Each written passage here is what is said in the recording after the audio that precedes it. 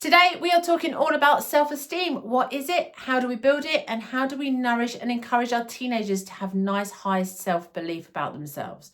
So let me start by explaining that self-esteem isn't just about confidence. Self-esteem is all about how we see and how we value ourselves. It's a much more inward feeling. It's something that has to come from within.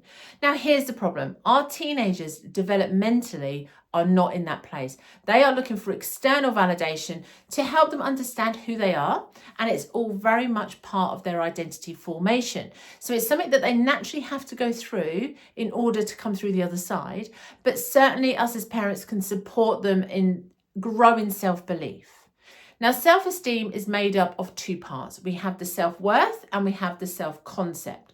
Self-worth is how much we believe we matter, and self-concept is how much we value ourselves. So these two are at play when we are growing self-esteem. So it's all about allowing them to believe they are good enough. Now, as you know, as I just said, sometimes teenagers are not in the best group. Their peer groups are not the ones that we would choose for them. And sometimes the environment around them is not the best. So we need to work hard to make sure that they are believing in themselves rather than getting the external validation that they are seeking. Let me explain it in a little analogy that I use in therapy that involves slime and bricks. So let me explain. Slime. So self-esteem itself is in teenagers can be very, very vulnerable because they are reliant on the external world around them. So if you imagine the slime they used to have as kids, or maybe they still have some, I don't know, the slime that they used to have, the horrible green stuff, right? It could be, at the moment, if you just tipped it out here, it would start falling off the side of the table. So it has no structure. There is no molding it at the moment because it just sort of flops everywhere. That's what self-esteem is like in teenage years. So people can mold it, people can come in, they can pull it, they can break it, they can throw a bit over there, they can do what they like with it. And that's what makes self-esteem so vulnerable in teenage years. What we need to do is encourage our teenagers to start building a wall around their self-esteem. Now, most of us adults would have a wall that's being built, or, we're always sort of working on ourselves, hopefully, and that builds a nice, strong self-esteem around that vulnerable slime. Now, how we do that is through various ways. What we don't want them to do is be building their bricks because as a parent, I've said, well done on getting that grade A, or well done for getting onto the football team. That is going to be an external validation. They've gone, oh, I've done well for that, so I'm going to put a brick down. We don't want that. We want them to feel it themselves. So if they come home from school and they feel like they've had a good day, that's a brick that comes down. If they come home and they are really looking forward to the meal they're about to have, that's a brick that comes down. If they come home and they realise that they've worked really hard today, then that's a brick that they put down. So we need to change the mindset that we've got our teenagers in. And school is a big one for this. So if you get top grades, then you're great. If you don't do so well, then you need improvement. It's that feeling of win-lose. And that's what our teenagers are basing their self-esteem on. And it's dangerous because what we need to do as parents is not go, well done for getting that grade A. We need to be telling them, well done for trying your best, or well done for giving it all, or well done for putting all the effort in. So we need to praise, not the end result, because that is really dangerous for self-esteem. Because what happens if they don't get that top grade, or they don't get into that sports team, or they don't get player of the week or whatever, is that we're saying to them, well, you're not that great then, are you? If we start encouraging them to think about well done for trying, then we're changing the whole narrative in their head. So later on in life, when they apply for a job and they don't get the job, because most of the time you don't, if you don't get the job, that's okay. It's a learning experience. It's not a fail. And many clients that I've worked with in therapy in their later years, in their middle age, are very much struggling with that feeling of failure because they were taught high self-esteem is equal to top grades or getting the best job or earning loads of money. Your success is based on an external validation that you're getting.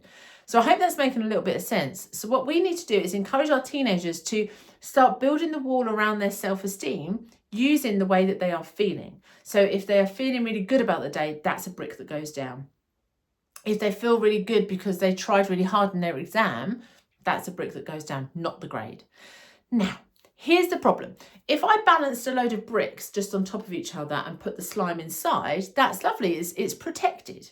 The problem is, all it will take is their best friend to come in and say that their hair looks horrible today, or oh my God, I can't believe you're wearing those shoes. And suddenly the whole wall will fall apart because it's not secure enough. We haven't cemented the bricks down.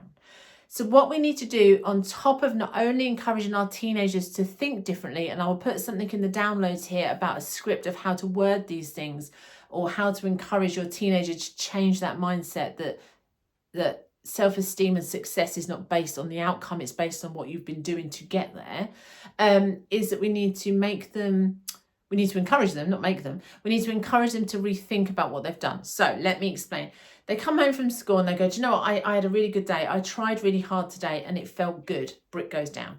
When they are sitting around the dinner table having their dinner and you ask them about their day, they repeat that to you. They say to you, I had a really good day today. It worked really well. We've cemented that brick down a little bit more.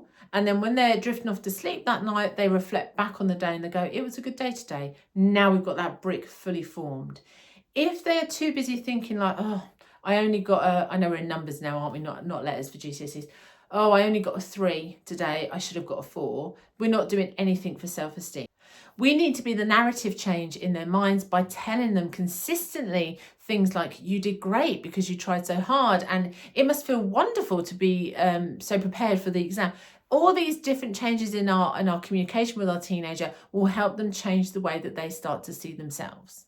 And the more they do that, the thicker the wall grows, or the higher the wall grows, or whatever they visualize the wall to be doing. But ultimately, the slime that is sat inside, the vulnerable wonderfulness that is them, is protected by a wall that they have built. Even me and you as parents are not building that wall for them. We are standing at the sidelines cheering them on to build the wall and maybe helping them build the bricks up, but we are not building that wall for them. If we come in and start to do it for them, then we are externally validating them, and we need them to be internally doing it. So they need to be building the wall from inside, not from outside what we're doing.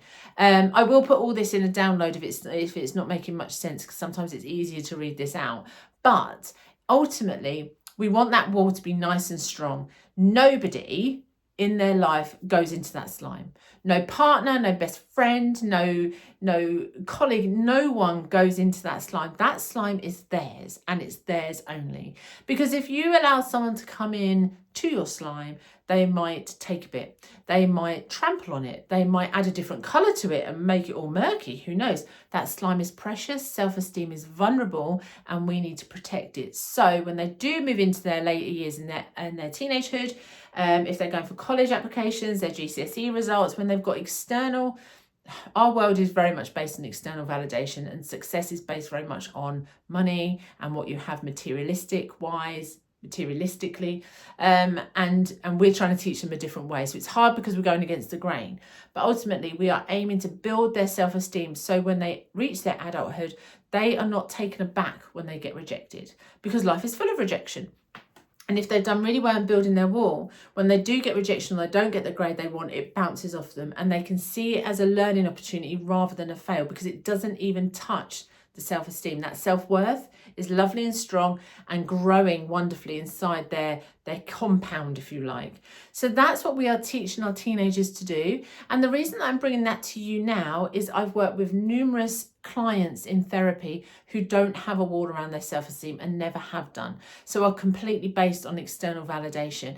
And you might even recognize it in yourself or someone in your family who have either never gone for a job interview because they're terrified of failing, or they've never started the new business because it might not work. So being frightened to leave your comfort zone is because your self-esteem, your slime, has no structure. And that's why it's so important at a young age to start building the wall around them, to help them believe that self-worth is built on the inside, not based on how many likes you get on social media, how many people follow you, or what your friend says your shoes look like. It's all based on how you feel. It's a big tall order because we are going against the grain. Like I said, we've got a society that is desperately trying to push all of our self-esteem down low. We are also working against a biological and developmental part of their brain development. So all we can do is help nourish and support and show them different ways of thinking.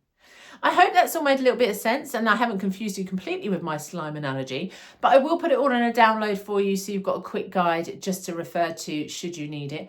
But it's the way we talk to our teenagers can really help them build their own sense of self and develop their own self-esteem. So remember, we can't do it for them. We are cheerleading from the side, and we can guide and support them.